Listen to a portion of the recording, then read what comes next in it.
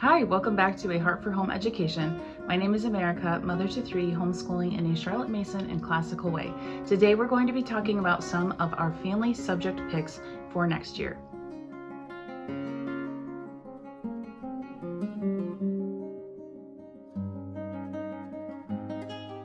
So today we are going to be talking about some of the things that I've picked to do as a family for next year. I have come so far in our planning and I think I have a real idea of what we will be using next year. So I wanted to go ahead and share what I've gathered so far. And this video will be part me talking like this and explaining, and part me kind of showing you some of the resources that we will be using. So for context, my children are going to be 9, 7, and 5. So I will have a year 4 Ambleside, a year 2 Ambleside, and then my youngest is a Kinderleben or year 0. So the traditional grades that they are going into would be 3rd grade, 1st grade, and kindergarten. So the focus of picking my family subjects are mainly on my older two. My kindergartner, my Kinderleben student, really he is just very eager to tag along this year and to be learning to read and starting out on some math. So I am not too concerned, and I won't be asking for narrations from him or anything. I am going to do separate videos on the skill-based subjects that my students will be doing, but for now this is just what we will be doing as a family. I will have some follow-up videos on how I plan to schedule this out into a living timetable, and I'm still working through some of those details, but from what I could tell, zooming out, I think we will be able to do most of these things. But this is an idealist perspective, a zoomed out perspective of what I think our year will be like. And there are so many resources that I had to say no to and that I'm tempted to add in, but I know that I would like us to study these topics deeply, and to do that, we need to have less books and just kind of rein in and take our time on the really good books that I do want to get to. This has been such a fun process for me to pick our own resources and choose our own course of study, of course with the help of other knowledgeable and more experienced Charlotte Mason mothers and teachers and curriculum writers. I am not reinventing the wheel. I'm not doing anything novel. There are plenty of mothers who have already done this or currently do this. I am just sharing what I am doing. If you've watched any of my other planning videos, then you kind of know how I have been approaching this. I have used a lot of common Charlotte Mason resources, as well as some more classical resources. And this is just my effort to stay true to the Charlotte Mason method in ways that work for us, as well as begin to incorporating some more classical principles. So Charlotte Mason and classical education have lots of things in common, but the main things that they have in common are the telos, the goal of education, which is that education is the formation of a soul and a child's character. It is not just a utilitarian approach where we are training them to grow up and get jobs. Instead, we should educate our children with the end goal of shaping and forming a human soul. Now, of course, that's not just done on our own. That comes with the influences, of course, of God and the Holy Spirit and the church and the community. It is not just on us, but it is primarily the parents' duty to form and shape the loves of their children, to want to pursue God and walk in godly ways and virtuous ways. So for us, education is more than just teaching our children things so that they can have a high-paying job once they are graduated. And it is learning in a different way that respects the child as a learner. So Charlotte Mason talks about offering the child a wide and generous curriculum. And she says that we ought not to leave any of it out, no matter the reason. We should be offering them a large feast. And so that is what I've tried to do, while also keeping in mind the classical principle of Schole, which is a restful approach to learning, deep and slow learning to the point where it becomes a part of you.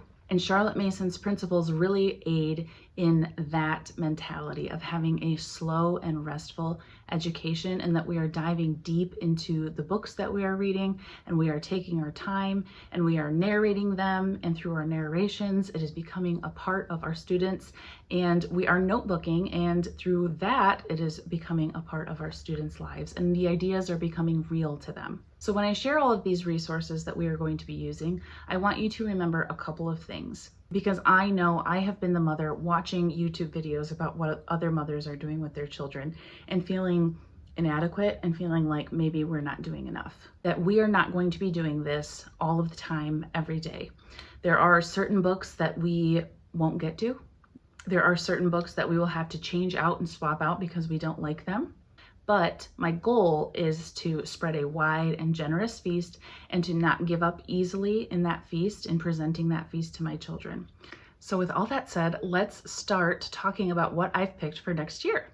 Charlotte Mason and classical educators alike would agree that history is not just a subject, it is the subject. So for me, deciding a history curriculum was the most important step in planning out our year. I started with the Well-Trained Mind resource, and I talked about this in a past video about how this helped me to choose our history cycle. We will be doing a 4-year history cycle, and we are starting with ancient history. So for ancient history, I have chosen to use Story of the World, Volume 1 by Susan Wise Bauer. And I am going to be using a lot of living books to support that. I am very excited to use this book. It is written in narrative form, and so it tells the story of the beginning of history. And before I purchased this, I listened to it from my local library, and I was very impressed with the tone of the text and how it is very conversational, and it asks the child questions, and it's very respectful of the child, and it is reminiscent of a lot of books that are recommended by Ambleside Online. So for me, I feel confident using this. I'm excited to use this. I'm excited to study this history cycle. And I will insert here all of the living books that we intend to use to support this. Up first, we have Term 1, Ancient History. So for Term 1, we're using Story of the World as our spine. I will also be using the activity book here and there. I purchased this because of the maps and some of the timelines. So based on whatever chapters we are reading in Story of the World for that term, I selected a narrative, preferably about a child living in that historical time period. I selected one narrative and one biography. So the narrative that I have for this one is from the Simply Charlotte Mason study, the Ancient History Study, and this is Boy of the Pyramids, A Mystery of Ancient Egypt. So we will be pairing those together, as well as our biography is on King Tut. It is on his life, but that is a library book, so I do not have that with me. I will be checking that one out from the library, and that will be our biography for the term. And then for an afternoon read, I have The Secret of the Hidden Scrolls, Book 1 and Book 3. And then I also have this Egyptian Treasures, Mummies, and Myths, and this is from the Well-Trained Mind. So these are going to complement our study of history. Now, as I was talking about the education is a science of relations, this historical time period is also going to be part of our world geography. So I will show you how we are going to be doing that. For Term 2, we will be doing chapters 15 through 29 in Story of the World, and we are moving on to Greece. So we are doing sort of more of a Greek lens, moving from Egyptian history to Greek. So we are doing this is our narrative, our little Athenian cousin of long ago. This is our narrative story. And then I have these two options for the Iliad. So we have the Iliad for boys and girls. I have this printout because this is public domain. So I have the book printed out. Unfortunately, I don't have this beautiful copy of it, but I have this printed out, the Iliad for boys and girls, and that is by Alfred Church, I believe, and that is public domain, like I said. And then I also have this option for the Iliad. So I'm going to need to pre-read through these this summer and figure out which one is going to be better This one was published, I think, in the early 1900s, 1920s maybe. And this one was published in the 1990s. But this looks like a very intriguing story. So maybe we'll do this one for school time, and then maybe my oldest can read this on his own independently. So these will be our main books. Our biography will be Alexander the Great. I'll insert a picture of that here. That will be from our library. And then for both Term 2 and Term 3, we are going to try the children's Plutarch, Tales of the Romans. So this is the parallel lives, so it's Greece, it's Athens and Rome. And our Term 2 audiobook is Courage and a Clear Mind, The True Adventures of the Ancient Greeks. For Term 3, we will be doing chapters 30 through 42 of Story of the World. And then we are doing, for our narrative, Our Little Spartan Cousin of Long Ago. These are both by Julia Darrell Cowles. And then this will be our picture biography on Cleopatra. And I also will be checking out one on Caesar from the library. And then this is what I think that we will be using for the Odyssey, the children's Homer. I also have this option. This is what the Well-Trained Mind recommended, but I'm leaning towards using this one. Again, I'll have to read both of these and kind of compare them this summer. And we have our audiobook, Julius Caesar and the Story of Rome. Because we are doing ancient history for Bible, we are also going to be in the Old Testament, and we will be going through the Exodus story. Here I will also add in a clip of some of our other Bible and theological reads that we'll be doing and rotating through in the mornings. So for Bible, we are going to be studying Exodus, and I have the Nancy E. Gantz commentary for children, studying the Exodus story, which will just pair really nicely with our ancient history study. So in addition to Bible, we will be rotating through a different reading each day. And these I will approach as more of a loop, putting these in order in a basket and then just looping through them as we go, because we, of course, read our Bibles on the weekends. So whatever that may look like throughout the entire week, these are what we will be rotating through. First up is Little Pilgrim's Progress. We are going through this with our Schole community in the fall, but we will be reading some of this at home. Parables from Nature, Trial and Triumph, probably 1 or 2 stories per term. Our biography that also ties into our geography, our geographical study of the continent of Africa. This is Augustine of Hippo. Augustine was from what is now modern-day Algeria, so this will go nicely with that. And then we will be adding in some church history by Simonetta Carr. So each of these will just be read once a week in the mornings on a loop schedule with no strict schedule. For hymns and scripture memory and catechism, I take a very relaxed approach. I have no set schedule. I just pick verses based on which ones I think would be nice to memorize next. And we sing hymns based on what hymns our church is singing. So it's just a relaxed approach, and I don't really have a set plan for it. And for our stream of American history, which we will be doing just once a week, is This Country of Ours. And just like ancient history, I'm going to be using a lot of living books to support our study of this. We are actually going to be having 1 day per week that is our USA Day, and this will be the spine for that. So for our USA Day, we are going to be using this as our spine, and then we will also be studying some US geography. We will be studying the 50 states. We will be learning our 50 states song, and we will be also studying some US biographies of important people in US history. We have just come off of studying US history for 3 years, and granted, not all of my children were studying history along with us. It started when my oldest was in his first year, his kindergarten year. And so he probably does not remember much from that, but kindergarten, first and second grade, our first 3 years, that's what we were using. But I intend to go deeper and to hit some of those biographies again. And so I'll insert here a clip of some of the living books that we will be using to support our study of our USA Day. For US history, I have quite the stack, but we have This Country of Ours. We will cover this over 3 terms. Our US history biography will be Columbus for term 1. along with Viking tales. And each USA Day, we will be reading an American Tall Tales story.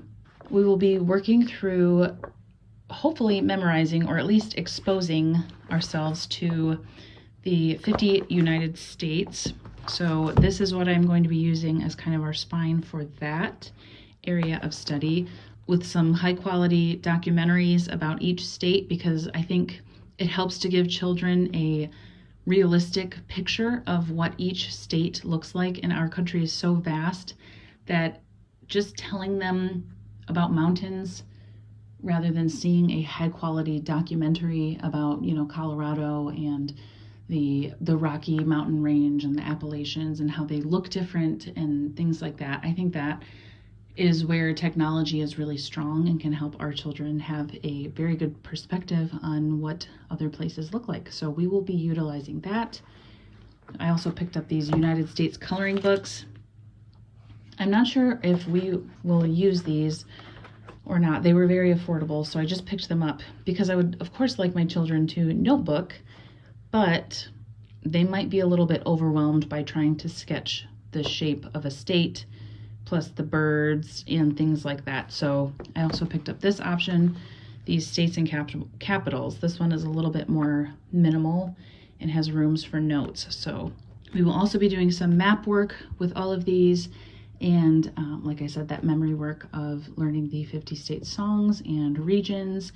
For term 2, we will be using, again, this country of ours, and our biography will be Pocahontas, which we have already read through Beautiful Feet, but it was probably a year or more ago, so we can definitely stand to read that one again. And term 3, we will be adding in the Landing of the Pilgrims. I'm not sure, I will have to pre-read to see and make sure these are not redundant, but this one looks like a very nice story type telling of the Landing of the Pilgrims. So this will be term 3. So I picked these up at a local thrift store, but we have biographies of native chiefs. We have Pontiac, Chief Joseph, Black Hawk, Tecumseh, Sitting Bull, and Sequoia. And these have beautiful pictures, and these are very story-like. And so hopefully we can get through a couple of these. And we'll also be doing Seabird by Clancy Holling. This is probably one of our favorite authors for school books, geography, science books, natural science books. So this one follows, I believe, a gull. A carved ivory gull is the mascot for 4 generations of seafarers aboard a whaler, a clipper ship, a steamer, and an airplane. So this is going to expose us to some more U.S. geography. We have already done Paddle to the Sea, and so I know that this will just be a highlight for us this year. So when we are studying Story of the World, we can also study the geography and do map work for all of the places that are mentioned. And also when we do our USA Day, there is a lot of geography there. We will find it in our atlases, and we will do map work, and I will ask them questions. And so it's part of a lot of areas of study already that we are already doing. So I don't need to add in a separate geography curriculum when we can just pull out a map and talk about and learn about the geography of the areas of the books that we are already reading. So we will primarily be studying for world geography, Africa. We are going to be using this book, Africa is Not a Country, One Big Family Sharing Life in an African Village. And this sort of goes into our literature for the term, but we will be doing The Adventures of Spider, which is West African folktales. So a lot of our map work will be about Africa and various countries in Africa. I am sure we will find many beautiful documentaries to complement that, and we will head to the library and add even more African studies and study a lot more African countries there. Again, education being a science of relations, I picked a missionary to an African country for our missionary biography. So this is Lillian Trasher, The Greatest Wonder in Egypt. So I believe this was a missionary who started an orphanage in Egypt.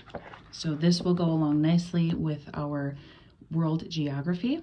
This is what I did last year. I chose a missionary story, and that became kind of our spine for geography. And then this is part of our morning theological reads, sort of a biography, but I chose Augustine of Hippo because he was from what is now modern day Algeria. So this is going to tie right in. This is part of our morning theological reads, but this will tie right into our world geography.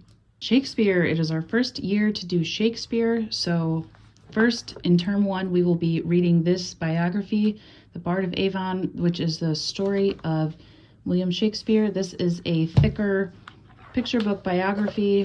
I'm not sure how long it will take us to get through this, but we will go through this. I also have the children's Shakespeare by Nesbitt. I am debating on picking up the Lamb version. A lot of people have recommended this one. A lot of people have recommended the Lamb version, so I'm not sure.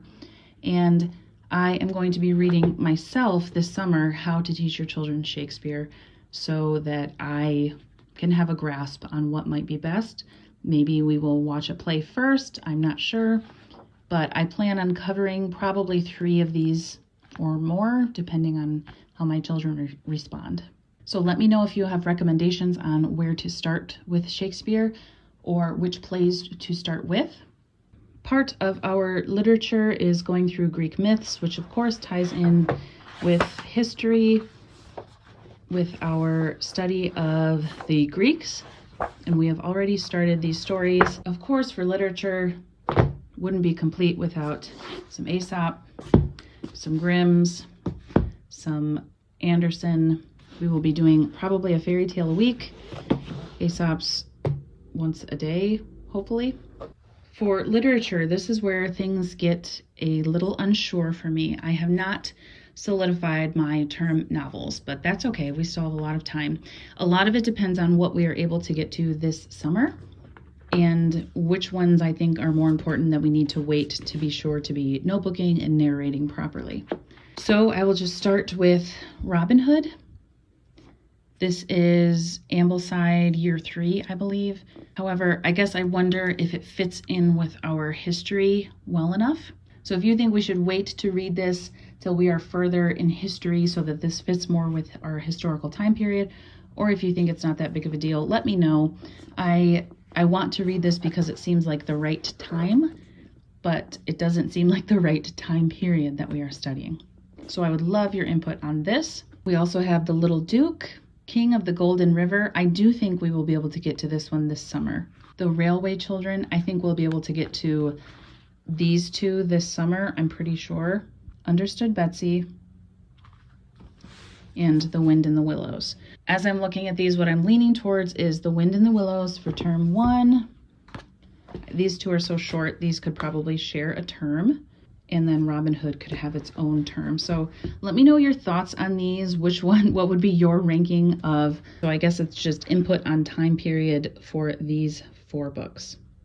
For poetry memorization, we are going to be using the Harp and Laurel Wreath. This will be for poetry and dictation and probably some copy work. We'll be using Apologia's Exploring Creation series, and we will be going through select portions of this. We will not be doing the whole thing, reading through this, pre-reading, and seeing what we do want to touch on and what we are going to just kind of skip because it might be over my children's heads. About science at this young age, this is just kind of a first pass through, and I know they will go in much more depth as they get older through study and studying the world around them. But we will be using this because we are going to be meeting up with some friends once a month, and we will be doing the experiments from this book in the first and midway through the second term for us. Starting with, this is Apologia's Exploring Creation with Astronomy. So liberal arts, and we are actually studying, we're stargazing about once a week, aiming for once a week this summer. Star stories for little folks, And so that's what we are doing this summer, and that pairs really well with Greek mythology from some of our literature. But this is sort of a spine for astronomy, and just like the human body book, we are just going to be using select passages from this, passages that are particularly relevant and understandable for my children right now, understanding that this is just a first pass through on astronomy. We will also be meeting with that same group of friends to be doing some of the experiments from this book. We are going to be studying Pond and Stream by Arthur Ransome. I cannot get over this cover. It is Arthur Ransome smoking a pipe. I'm not sure why this is the cover photo. Summer, but this is science and for parts of our US geography, and we've started it now, and we have already really enjoyed it. Going through the United States biomes and ecosystems and things like that. As the history of anatomy and physiology, ancient Egyptians, ancient Hebrews, Greeks, Aristotle, ancient Rome. So this part will go really well with what we are studying now. And then just glancing through it, it looks like a lot of it will be over my children's heads, but I still would like to give them some light exposure to it. Astronomy, the sky, stars and planets, clocks, calendars, seasons, gravity. This goes beyond just stargazing. It goes into, you know, the whole galaxy and things like that. And this is told from a Christian perspective. Dark constellations, a field guide for young stargazers. This gives you pictures and a little bit of a story for the myth and the legend behind it. That is going to have the full tales that we are interested in it. Books of astronomy. So I do want my children to be notebooking the constellations that we see, but this was just to give us some help and some reference, and some of the Latin names are in here, so I think that will be very interesting. For our memory work, I'm still not done pulling together exactly what we will be doing. I can do a separate video on my ideas for memory work if you would be interested, but some of the things that we want to do are to have 4 days of regular recitation, which would be poetry recitation and hymns and folk songs. And in the mornings, of course, our scripture and the Apostles' Creed, the Lord's Prayer, the names of the books of the Bible, and catechism. For school, it would be poetry recitation, and for geography, I think I would like the children to learn the continents, the names of the continents, and so that would be part of our recitation. For our USA Day, I have a lot of special recitation planned, such as memorizing the names of the 50 states, learning the Pledge of Allegiance, learning our national anthem, and things like that. With this being an election year, I thought that this would be a great way to focus on our country in a deeper way. I originally was planning to do Latin with my children, and I had purchased a Latin curriculum, but now we are going to be joining a classical Charlotte Mason Schole Community in our area, and so they will be teaching Latin there. They have a Latin teacher, and so we will get to soak up Latin from that teacher, which is great news for me. Along those lines, we have all of kind of our enrichment studies, and a lot of those are going to be outsourced to this co-op, which I'm so excited about. In our co-op, we will be covering artist study, composer study, nature study, and I'm hoping that we can add in a couple more subjects such as folk songs and folk dancing and clay work and maybe chalk drawing and brush drawing. Our handicraft this year will be sewing. My mother-in-law is a gifted seamstress. She can sew anything, and so my hope is that we can take advantage of that and have Grandma instruct the children on how to sew. She has already done several sewing projects with them, but I hope to be a little bit more intentional with that this year for our handicraft, and I hope to teach them more hand sewing. Most of the work that they've been doing is on the machine, which is excellent and a great skill to have, but I'd also like them to do some hand sewing. For singing, we are going to be doing music with Miss Mason. This is a subscription that is, I believe, $25. It is, and they will cover all of your folk songs and hymns and your solfa lessons, so we are very excited about that. Mason also thought it was appropriate for all children to learn how to play piano, and we use Mr. Hoffman, and this is a free service and incredible lessons. I love the way that he teaches. For brush drawing, to support our notebooking, I purchased a subscription to Bestowing the Brush. This is an online course taught by a mother who is following in the Charlotte Mason way, and so she is teaching the Charlotte Mason approach to brush drawing, which is she goes through May Malam's book and helps you develop your brush strokes. And we have already started using this, and it's been a lot of fun, and we've really enjoyed it. Another piece of the liberal arts education is gymnastics, and this is just training your body to move as it should and being in control of your body and your muscles. And so my children, through another co-op program that we are a part of, they do swim and gymnastics and basketball. And so we will be doing that again next year. So I don't really worry too much throughout the week. If we don't do drill or something, I know they are constantly working their bodies. They're constantly wrestling. So those are the resources that we plan to use for next year for a Charlotte Mason and classical education. This is what we are striving for. This is the goal. This is what I hope we can get through and study deeply. And if studying deeply means that we can't get to all of these books, then that is okay. My goal is for my children to see truth and goodness and beauty in the world around them, and to still have their eyes open to this wonderful and beautiful world, to have their hearts be soft to what God would teach them through history and through the lives of other believers and martyrs and saints, and that we are pursuing this knowledge in pursuit of God, because we know that He has placed us in this world, and when we look at the world around us, we can see His love, we can feel His love, and we can learn more about His love and about all of history saying that it is hungering and thirsting for God. When we read history and we are deep in history and we are seeing all the failures of mankind over and over and over again played out through history, and we're seeing some heroes in there, we're seeing virtue, we're seeing goodness as well. But when we are reading about all of these failures and these wars and selfishness, we are seeing that creation has been longing for a Savior this entire time. Creation has been longing for Christ, and creation and the emptiness in man's soul is answered in God. It is answered in Christ and in the purpose that He gives us for our lives. And so that is the goal of educating my children.